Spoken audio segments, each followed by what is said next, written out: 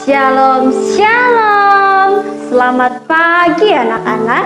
Nah, pada saat ini kita bersyukur kepada Tuhan karena Tuhan telah menolong, Tuhan telah menyertai setiap kehidupan kita, sehingga pada pagi hari ini kita boleh kembali untuk mengikuti ibadah Sabtu Ceria. Nah, anak-anak, pada saat ini kita mau melafalkan yel-yel Sabtu Ceria kita. Anak-anak semua dipersilakan untuk berdiri. Yuk kita berdiri, kita mau melafalkan yel-yel Sabtu Ceria kita. Sabtu Ceria, learn and grow together with Jesus.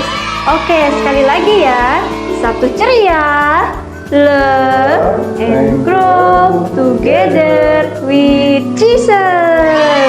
Oke, nah anak-anak, sebelum kita bernyanyi bersama-sama, kita mau membacakan ayat firman Tuhan berikut ini secara bersama-sama. Ya anak-anak, pada saat ini kita mau bernyanyi bersama-sama dengan pujian mengatakan segala puji syukur.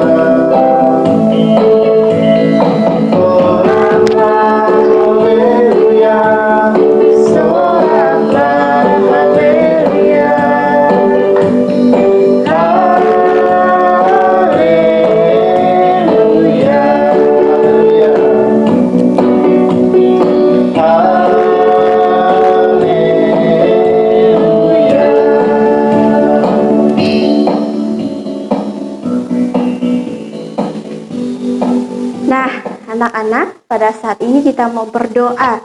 Mari kita berdoa. Tuhan Yesus yang baik, pada saat ini Tuhan, kami sungguh bersyukur atas kebaikan Tuhan dalam kehidupan kami, sehingga pada pagi hari Tuhan kami boleh kembali untuk kami dapat mengikuti ibadah Sabtu Ceria. Tuhan terus berkati ibadah kami dari pertama, pertengahan hingga berakhir nanti, biar nama Tuhan terus kami permuliakan. Kami menyerahkan juga untuk setiap media yang kami pergunakan, jaringan yang ada, Tuhan terus menolong supaya semuanya dapat berjalan dengan baik dan kami dapat mengikuti ibadah dengan baik. Tuhan berkati juga setiap anak-anak Sabtu Ceria yang ada, Tuhan berkati mereka, Tuhan terus nyertai berkati setiap kehidupan mereka ya Bapak. Terima kasih Tuhan, kami menyerahkan waktu kami selanjutnya ke dalam tangan Tuhan.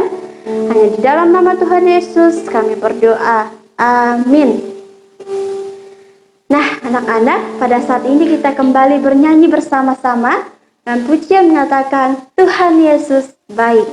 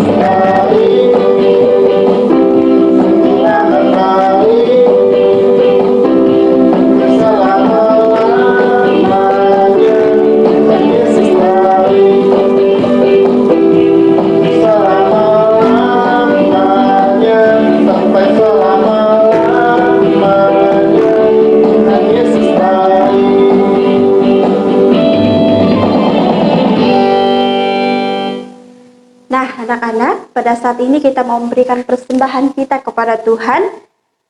Kita mau menyanyikan pujian mengatakan, berilah yang baik.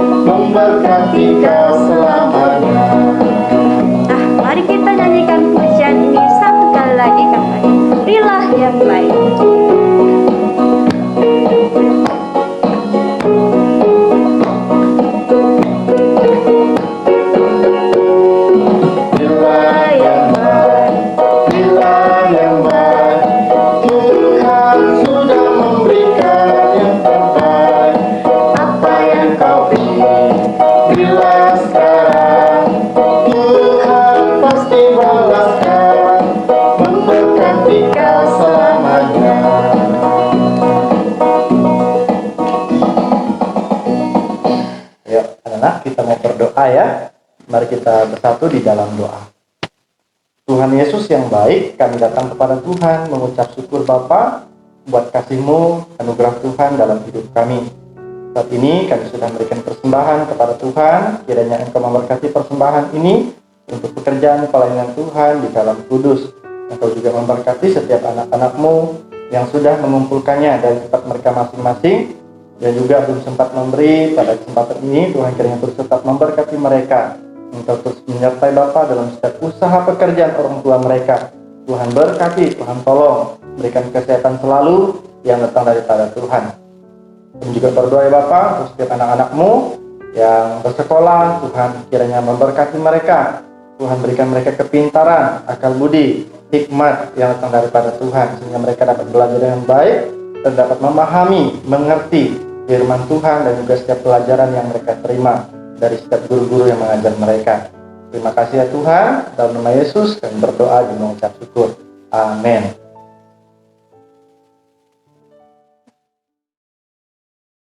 Selamat pagi adik-adik, selamat pagi Pak Pin. Selamat pagi Coki, apa kabar?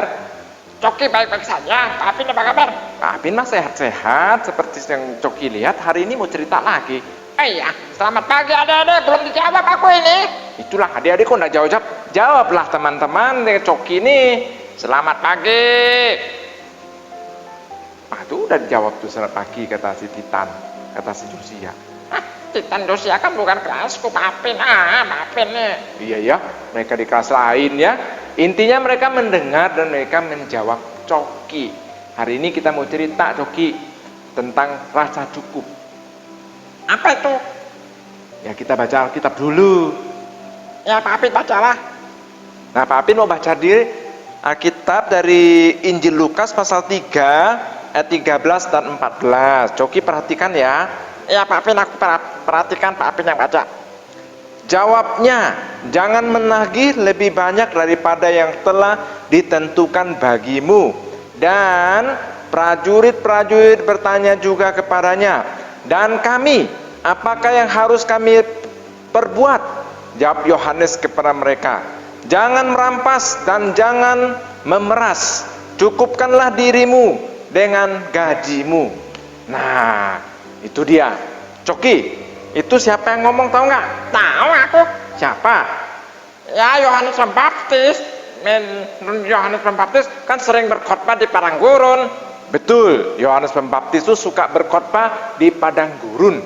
Dan Yohanes Pembaptis memberitahu kepada orang-orang yang datang kepadanya. Pertama, kenapa pertama? Nanti dulu, tunggu dulu. Pak Apin masih mau cerita ada dua anak-anak itu loh. Itulah ngapain mereka tuh Pak Apin? Ada dua orang anak sedang berebut. Iya tuh, mereka berebut apa sih Pak Apin? Mereka berebut jajet. Nggak puas dengan apa yang mereka miliki. Mereka saling berebutan, berebut. Kenapa? Karena adiknya mendapatkan jajet yang second dari papanya. Kokonya dapat jajet baru. Jadi adiknya nggak terima. Mereka rebut-rebutan. Akibatnya mereka saling marah-marahan, berantem kakak sama adik. Kayak Coki ya? Kayak Coki kan? Enggak, Pak Apin juga enggak. Coki gimana? Coki juga enggak. Oh, yang benar. Benar Pak Apin, Coki baik-baik saja. Betul. Nah, rasa cukup adalah ketika dikasihkan sesuatu yang Tuhan berikan, dia akan merasa cukup, enggak usah berebut. Jangan seperti adik-adik itu ya, berebut aja tuh sama mainannya. Nah, Yohanes Pembaptis katakan ketika orang-orang datang kepadanya, banyak yang datang. Di antaranya ada orang pemungut cukai. Pemungut cukai? Siapa itu Coki? Pemungut cukai itu pemungut pajak Pak Apin yang biasa ngambil pajak tuh. Oh, yang terjadi itu di Dirjen Pajak tuh. Betul Pak Apin. Itu yang di Jalan Pratama tuh, yang di Jalan Teguh Umar tuh. Yang jalan apa? Profesor M. Yamin. Betul ada di situ tuh Profesor M. Nah, itu mereka mengambil pajak. Apa nasihat Yohanes Pembaptis? Yohanes Pembaptis bilang, para pemungut pajak, jangan memungut lebih daripada yang ditentukan. Maksudnya Pak Pin? Maksudnya itu, kalau pajak kita tuh harusnya satu orang bayar 50.000, ya tagih 50.000, jangan diminta 5 juta. Banyaknya Pak Pin. Nah itulah dia. Zaman itu para pemungut cukai itu suka-suka dia memungut pajak. Jadi kalau ada orang disuruh membayar 2 dinar, lalu orang itu bisa menagih 10 dinar gitu Pak Pin? Benar. Karena itu Rasul Yohanes bilang, Yohanes Pembaptis bilang, tidak boleh, kamu harus menagih sesuai dengan ketentuan. Pemerintah Roma itu sebenarnya sudah menetapkan ketentuan pajak itu. Tidak boleh lebih sebetulnya. Tapi para pemungut pajak itu suka mengambil lebih. Karena itu Yesus ketika bertemu dengan Sakius. Aku ingat Sakius Pak Pin. Ya, siapa dia? Sakius adalah seorang pemungut cukai dan dia suka memeras. Betul, Alkitab mencatat dia itu suka memeras orang-orang yang diketemuinya. Karena itu ketika dia bertemu dengan Tuhan Yesus, dia berkata demikian setelah dia bertobat ya. Apa katanya? Coba Coki masih ingat nggak? Aku masih ingat Pak Pin. Coba. Tuhan, malam ini aku berjanji aku akan mengembalikan semua uang-uang harta benda tanah-tanah yang aku peras dari orang-orang. Sekiranya ada yang aku rugikan, akan ku ganti 4 kali lipat. Wow, banyaknya 4 kali lipat. Terus apa lagi? Terus setengah dari hartaku akan kuberikan kepada orang miskin. Wow, banyaknya Coki, bener gak? Benar, Alkitab yang ngomong. Benar, setengah hartanya, harta Sakius dia berikan kepada orang miskin. Wow, betul-betul orang sudah bertobat ya. Itu kenapa bisa begitu Coki? Karena hatinya sudah merasa cukup, dia merasa puas, dan dia bersyukur ketemu dengan Tuhan Yesus. Hebat si Sakius. Kedua, siapa lagi jenis orang dua datang kepada Yohanes Pembaptis? Yaitu tuh, kok ada pakai helm-helm gitu Pak Pin? Itu tentara, Bah. Oh, tentara Pak Pin. Betul. Nah, yang kedua adalah para tentara. Yang Alkitab catat itu sebenarnya prajurit-prajurit Romawi datang kepada Yohanes Pembaptis. Apa kata Yohanes Pembaptis?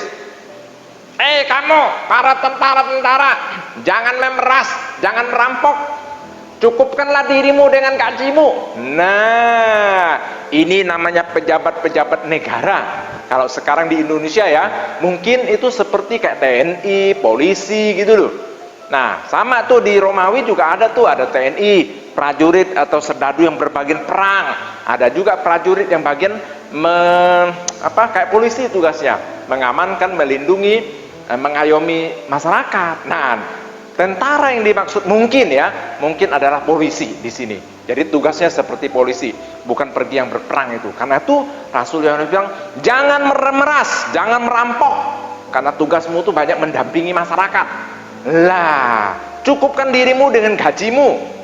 Jadi tentara itu dapat gaji Pak Pin? Dapatlah. Tentara kita kan semua dapat gaji, polisi kan dapat gaji, Pak Pin juga dapat gaji. Pak Pin dapat gaji. Gaji dari siapa? Pak Apin tidak ada gaji. Pak Apin hanya dikasih bersyukur dari gereja. Karena itu Pak Apin harus melayani dengan sungguh-sungguh. Gitu ya? Itu tugas Pak Apin? Iya, Pak Apin ya tugasnya begitu. Ya, semua hamba Tuhan tugasnya harus melayani Tuhan dan diberkati melalui gereja. Nah, kalau tentara diberkati dari mana? Dari gaji. Gajinya dari mana? Dari negara.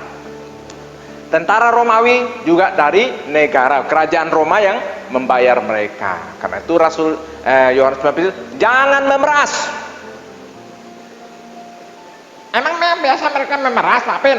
Kayaknya sih, karena itu Rasul Yohanes Pembaptis, jangan memeras, jangan meminta lebih. Nah, itu tuh orang-orang para polisi itu, para tentara itu suka meras orang, dia tuh suka malak-malak orang. Dosa ya Pak Apin? Dosa itu. Karena itu Rasul Yohanes Pembaptis bilang, bertobatlah kamu. Kalau tidak, kamu tidak bisa masuk kerajaan sorga. Entah, nggak tahu mereka bertobat atau tidak diceritakan ya. Kalau yang Lewi ada kisahnya. Kalau tentara Roma, Pak Apin hanya ketemu satu orang saja di kisah para rasul. Nah, sekarang Pak Apin mau cerita ada kisah. Itu coba lihat, ada itu kayaknya jantung deh Pak Pen. Betul, itu adalah jantung manusia. Jantung manusia kalau dalam bahasa Inggris, dalam bahasa Mandarin itu sing. Betul, hati. Ya, tulisan hati itu coba lihat. Jadi diambil dari karakternya tuh meniru jantung ya. Jantung manusia itu dikatakan kalau peribahasa Mandarin itu hati manusia itu tidak berdasar, tidak punya dasar. Jadi selalu berjalan terus. Nah, kapan dia punya dasar? Dia berhenti atau dia tidak bekerja keras kalau dia merasa cukup, puas dengan apa yang dimiliki itu. Nah, kalau dia tidak memiliki dasar, dia tuh bekerja terus, dia tidak pernah puas, diibaratkan seperti ular telan gajah. Wow, ular telan gajah, matilah ularnya, gajahnya juga mati. Betul. Kalau orang itu rakus, tamak, nggak pernah rasa cukup, diibaratkan seperti ular makan gajah. Nggak masuk akal kayaknya Pak Pin. Macam mana ular bisa telan gajah? Gajah itu kan besar sekali.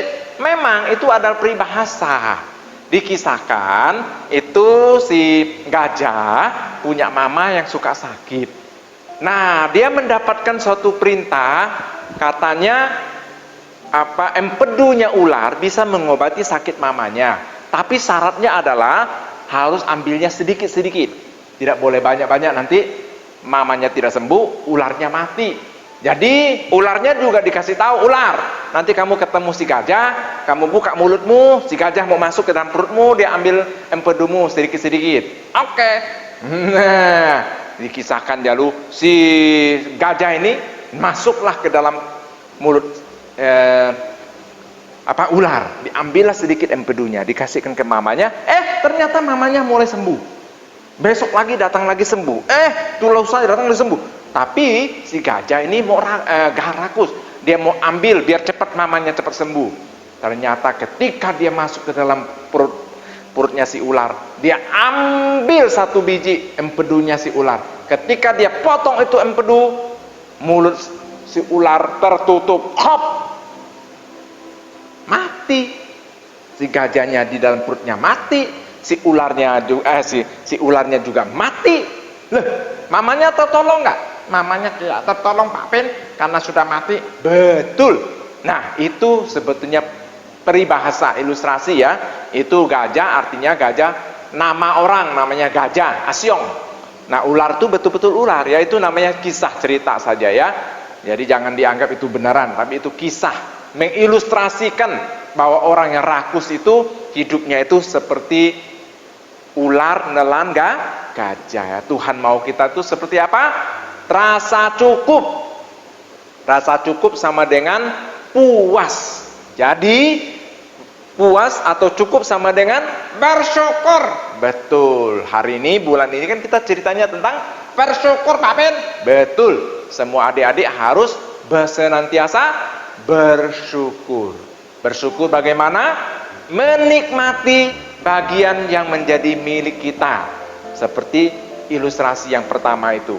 Ya, ada adik-adik yang bermain bersama, tapi mereka boleh sharing, saling berbagi, tidak saling rebutan. Nah, itu artinya bersyukur, cukup, tidak saling rebutan.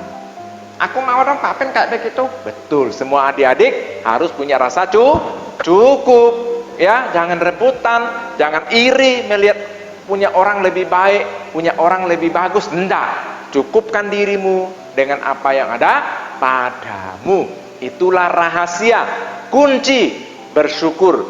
Rahasia menjadi cukup, menikmati hidup. Mari kita berdoa. Tuhan Yesus memberkati kita semua. Tuhan, terima kasih, kami bersyukur hari ini firman Tuhan menasihati kami untuk merasa cukup, dan kami mau melakukannya. Karena firman inilah yang membuat kami semakin bertumbuh, semakin mengenal Tuhan, karena Tuhan senang setiap hati yang bersyukur kepada Tuhan. Dengarkan doa ini ya Tuhan, yang kami panjatkan di dalam nama Tuhan Yesus. Amin. Amin. Terima kasih adik-adik, sampai ketemu Sabtu depan ya. Sampai ketemu lagi Coki, bye-bye. Bye-bye adik-adik.